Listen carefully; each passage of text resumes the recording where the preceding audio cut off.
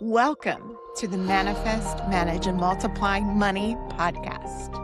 I'm Audrey Faust, the Manifesting CFO, and I'm your host. And on this podcast, we are going to hear real conversations from women who have built multi-six-figure, seven-figure, and even multi-seven-figure businesses. We're going to explore the identity shifts, the mindset, and the leadership evolutions that they went through in order to grow a business. You know, the things that nobody talks about, because building wealth isn't only about strategy.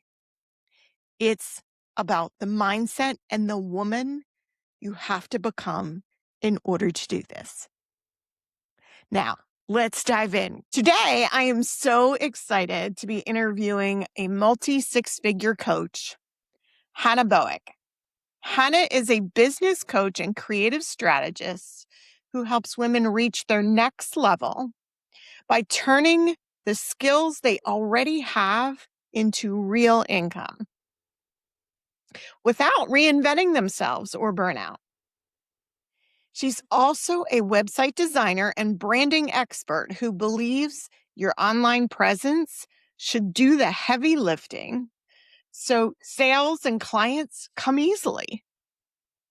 As a business coach, she brings lived experience, clarity, and care to every conversation, helping women build businesses that feel aligned and sustainable. So, welcome, Hannah. I'm so excited to have you here.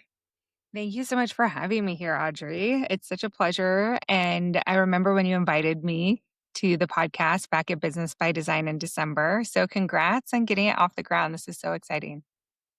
Thank you. I'm excited to be here with you. So, Hannah, we have a lot to talk about. So, in 60 seconds or less, could you first share? I love to start with, what does your business look like today? And what do you love most about it? Yeah, so I have my primary business, a digital marketing agency. And then, sort of under that umbrella, we have Scale Smart Academy. And that's the coaching program where we teach women how to take their skills into the online space. And I think the thing for me that when I look back at all the years I've been in business that really stands out for me and brings me the most joy is the impact I get to have with the amazing people I work with. I work with women mostly who are doing really incredible things in the world, helping other people. And just to have that ripple effect in all the work that I do is it aligns with my purpose and it brings me that joy. So money aside, I like that the people I help are doing good That's things in the world. amazing. I love that. The impact that you're making is so wonderful. So, when you look at your life now, what part of this success that you've achieved still surprises you? That's such a good question because I spent a lot of time at the end of 2025 looking back at my life. 2025 did not go the way I was hoping it was going to go. And I had to pause and reflect to see the wins throughout the year. And I think the thing that actually surprises me most is that I'm still doing it because it's hard. So, even at multi six figures, success still feels a little hard, and we have to celebrate those wins. That's so important. Well, for sure. And I think the thing is that every year can look different than the year before. And Audrey, you're one of the people that actually helped me settle into this and give myself room to, I guess, give myself forgiveness because 2024 was a huge year for my company. I launched Scale Smart Academy. I was having multi five figure launches. I took 77 days off to travel with my daughter. It was a big year. And so when I entered into 2025, I expected that same level of momentum and the same level of earning. And what happened is we scaled. I hired more people. We started running Facebook ads. I spent a lot of time with my personal energy and focus on things that weren't necessarily revenue generating, but needed to happen behind the scenes from a marketing and CEO perspective. So when I got to the end of 2025, I actually made the same amount of money as I made in 2024, but I spent a lot more. And that was the thing that really surprised me. And you told me that. You said, yes, this is what happens. Big growth year can oftentimes be followed by, a year of spending more money. I'm sure you could say it more eloquently. But for Bigger me, investments. yeah, bigger investments. And not all those investments are the right investments. And I had to learn that the hard way. I had a lot of lessons that came through 2025. And I think that's what was so surprising was that I really expected that momentum to continue, but with the same level of profit. And so the momentum was there, but the profit shrunk. But we also we did grow. We grew in many, many ways. And like I said, I had a lot of lessons, and a lot of lessons were around financial investments. And I am changing the way I'm doing things in 2026. So it was a difficult year and I wasn't anticipating it. I thought it was gonna be like 140 days off since the year before it had 77. I kind of expected it to go like that, and there was a lot of shame tied up in that for me, and I know when I worked with you, that was what I was really working through, was the shame around that instead of understanding that's just business. It is. And I would love for you to talk about, what you did shift in scaling. I want to reference what we've spoken about is when I've worked with multi seven-figure businesses and eight-figure businesses as their CFO, like what you're describing is exactly what I saw. Like you have a year of growth and then you have a year of building because you can't continue to grow without building Mhm. the infrastructure to handle more, right? And sometimes that makes us less profitable most of the time. So it's wherever your focus is. Your focus is on building the structure and scaling, or is your focus on sales and just bringing it in? So can you please share a little bit about that whole experience? I'm sure everybody would love to hear. For so long, I've been a one woman show. And one of the biggest things that happened towards the end of 2024 was I hired an operations manager because she's essentially the COO of the company. And that's an expensive hire. It's a bit much bigger hire than an $8 VA, from overseas. And I made that shift at the very end of 2024 without fully recognizing that impact of increasing my contractor pay with her. Although it was absolutely essential because I could not have built out the systems and started to scale the programs that we were scaling without her help.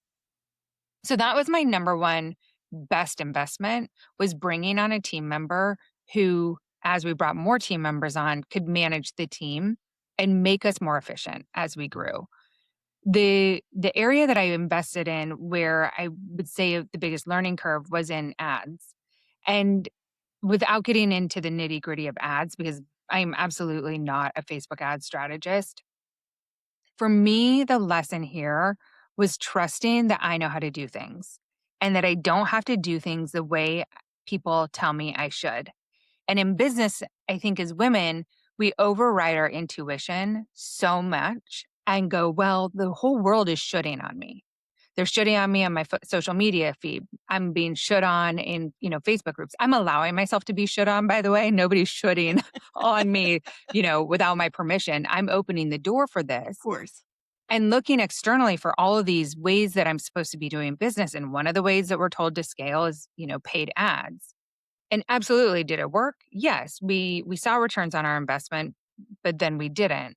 And the thing was is that I knew when I needed to stop spending that money, and I overrode my intuition in to the tune of $20,000.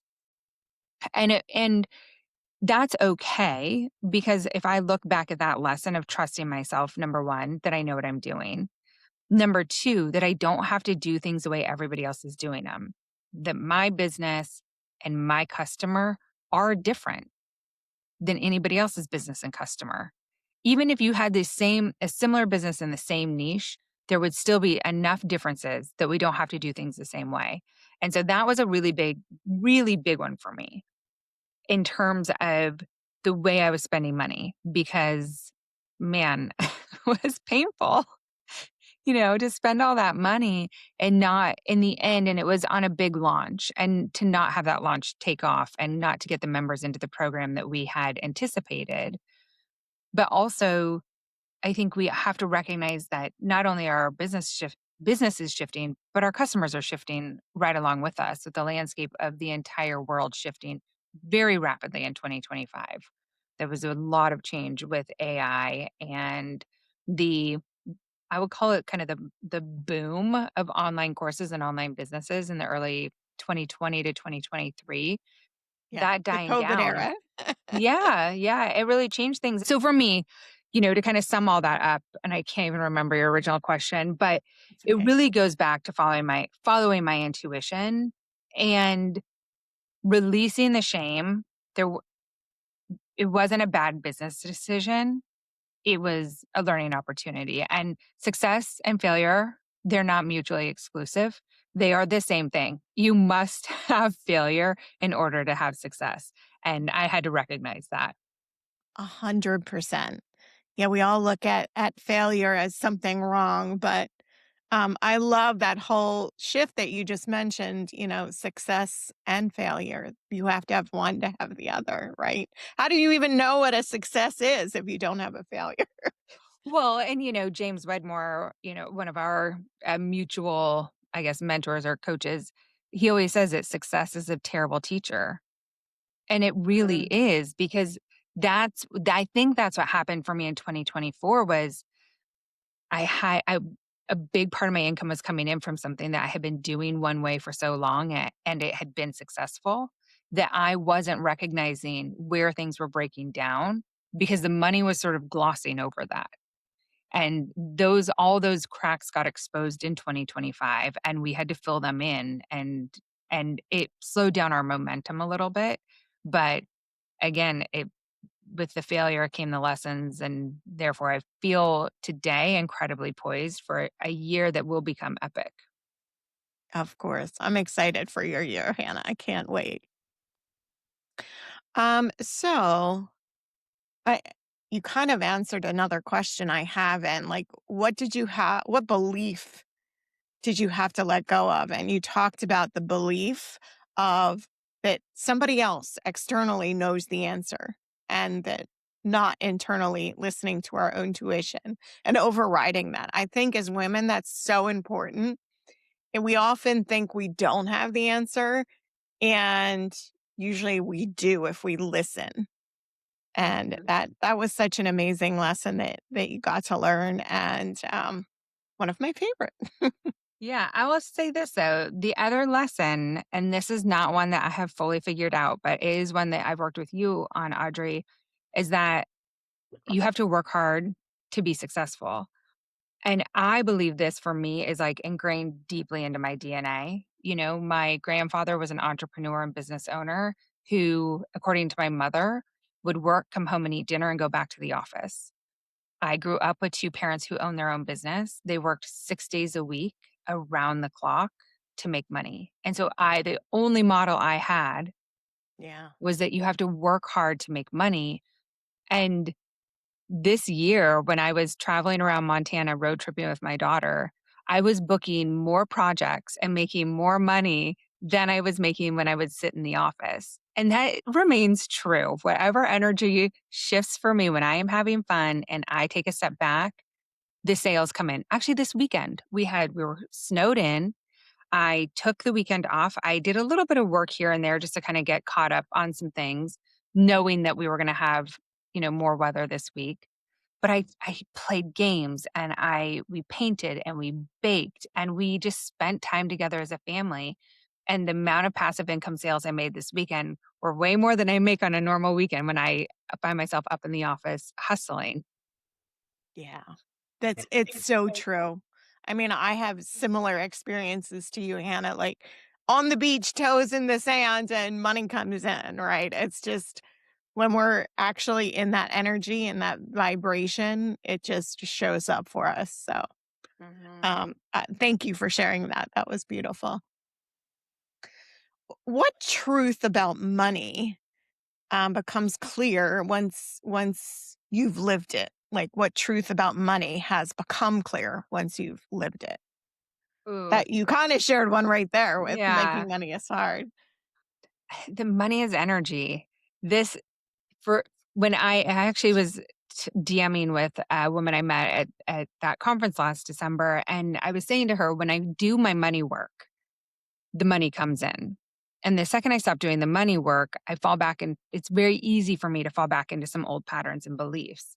And so I can recognize that I am blocking the energy of allowing money to come into my life.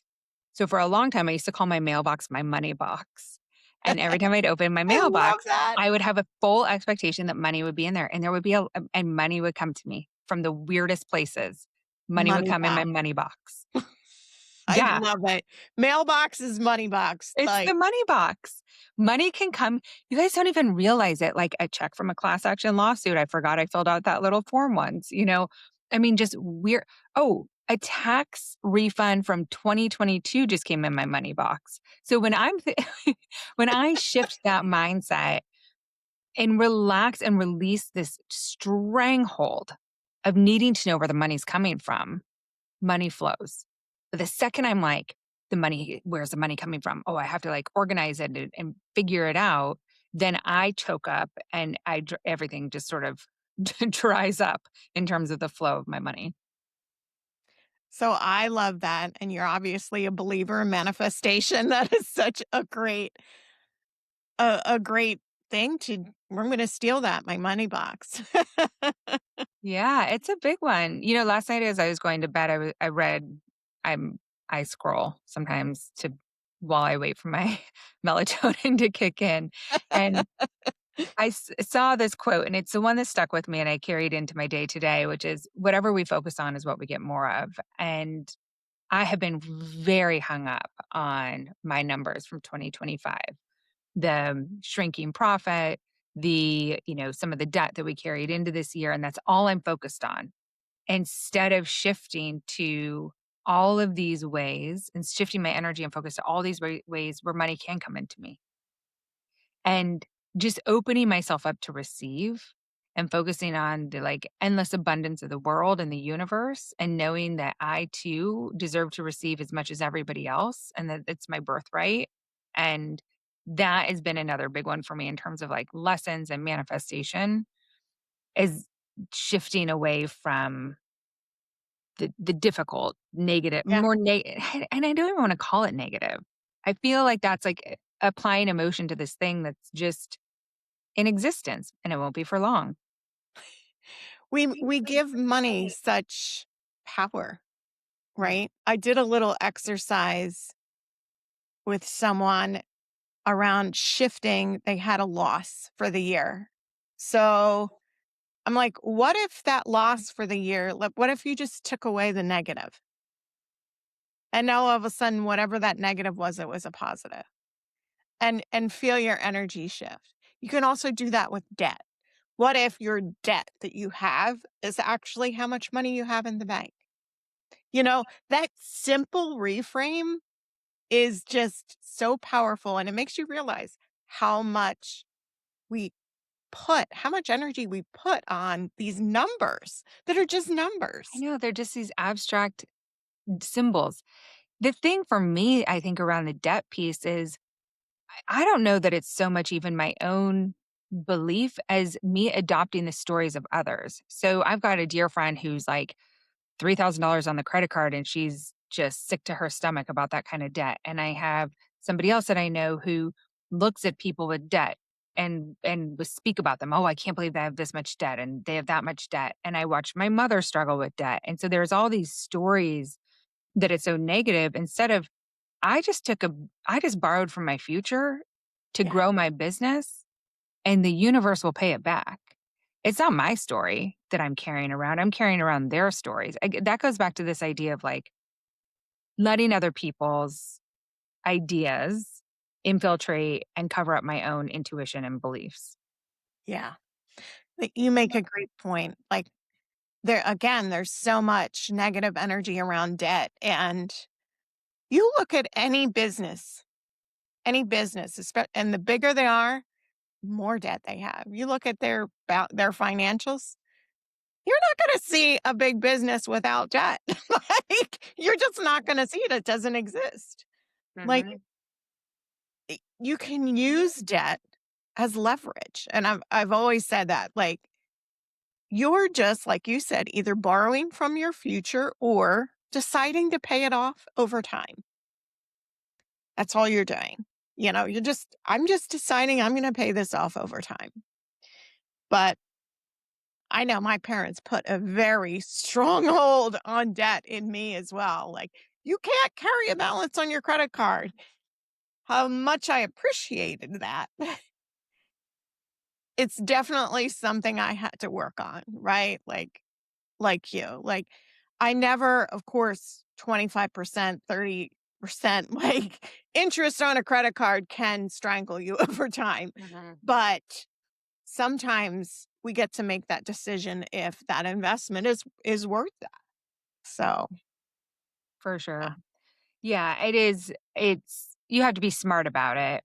And by no means am I saying rack up a bunch of debt and then sit and manifest it away. I mean, if you can do that, give me a call and tell me how. But it's just to recognize that we're going to make decisions and take risks in our businesses. We're going to have things that happen in our lives, and we're going to at times accrue debt, and we can write whatever story we want around that. And it doesn't mean that I'm not a successful business owner. It means that my business looked different in 2025 than it did the year before, and that 2026 will make new decisions with, new KPIs, and it's gonna look very different than the year before that. absolutely. And if you follow any of the astrology, the year of the snake was last year and the year of the horse is this year. So the snake was about shedding, right? Shedding all things. And the horse is the more you shed last year, the more the horse is going to take off this year and you're going to expand. So I think that falls true here. So, you talked a little bit about the mailbox manifestation. Do you have any other manifestation techniques or beliefs that you want to share? The thing that's always worked really well for me is I put these sticky notes all over my kitchen cabinets, and they say all sorts of money things, money flows easily to me. Like, I trust myself to manage money wisely. And just the presence of those notes reminds me to be mindful of my thoughts around money. It reminds me to be proactive around my manifestation and exercises around money. And so that's one of the things that I like to have around the house. My daughter likes to read them too. That's And great. yeah, just a reminder. I mean, again, I think I said this earlier, but like when I'm doing something very intentional around money, like doing a money program, it really changes my energy. When I did the tapping work with you, it really helped me shift out of, feeling stuck or move through stories and release that energy. So I love to be active in it, but when I'm not, the sticky notes are kind of my holdover just to keep me present with where I'm at in terms of my abundance thoughts. I love that. And I love the fact that they're where your daughter can see them because you're not only are they for you, but they're shaping her money mindset too. Oh, yeah. Did it nobody taught me anything about money. Did you No, get taught anything about money? no, Oh, no. It's just that money was really hard to earn and there was never enough. we work hard for our money. That was what my mom used to always say anytime I asked for money. We work Okay. hard for our money. Yeah. It's money doesn't grow on a tree. I'm like, Yeah. "You sure?" I feel like I I can get a heard money one tree. in my, event the other day that just made me laugh. It was, the ATM of dad is closed. I thought that was so funny. It's just funny things that our parents come up with that we, remember to this day as adults, that shape our money beliefs. So, do you have a free gift that you would like to talk about, Hannah, that you would love to share with our audience? Yeah, I think if anybody here is listening and you are one of those people who is running a business or stepping into a role as a coach or something like that, but you've struggled with seeing yourself as a CEO, that's been one of my big identity shifts. And for me, as I make this shift, I'm not all the way there. I do feel more empowered around the way I'm navigating finances and money in my business. So we have the CEO guide, and it's journal prompts to help you step into your CEO era.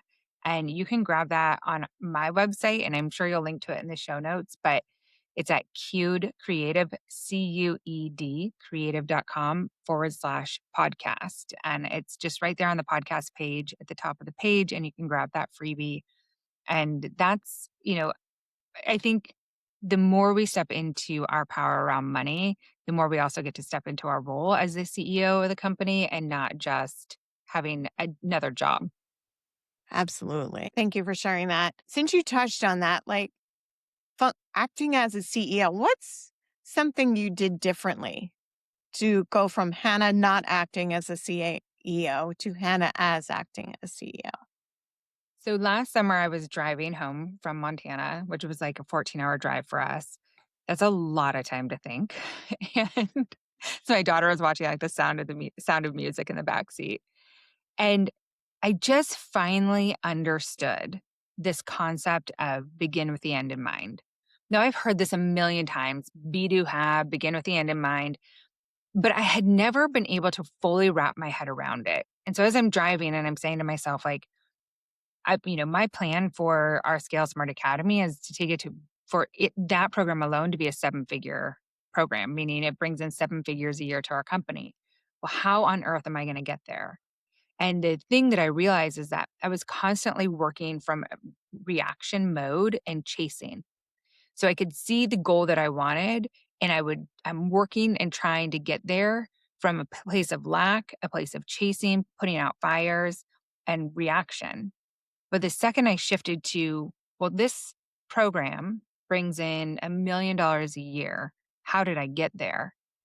That was the shift because then it's Wow. like, does it matter if this text is centered on this social media post or, oh my gosh, I haven't gotten anything up. I'm going to throw this reel together or, oh, this customer over here is emailing and something's wrong in the program. It's like this constant reaction. My energy was going all over the place to what decisions did I make to make $1 million in that program? And I wrote them down. And each one of those became a benchmark and a goalpost, and it guiding me to where I want to be. Wow. That's powerful. That's amazing. I love that. Thanks for sharing that. Yeah. Where can people find you, Hannah, on socials? So let me look it up because I've got a lot of socials, but my business is very niche. My industry is primarily therapists, speech, occupational and physical therapists, and some coaches. But I did just launch the Hannah Boeck Instagram channel.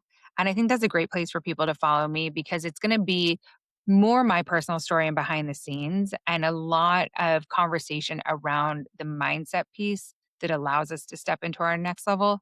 And what does it mean when we start asking, what about me? What do I want? Yeah. Not what is the world telling me I need to be or what I should be doing. So yeah, on Instagram at the Hannah Boeck, and then my website is cuedcreative.com. Awesome. Love that. So, one last question for you, Hannah.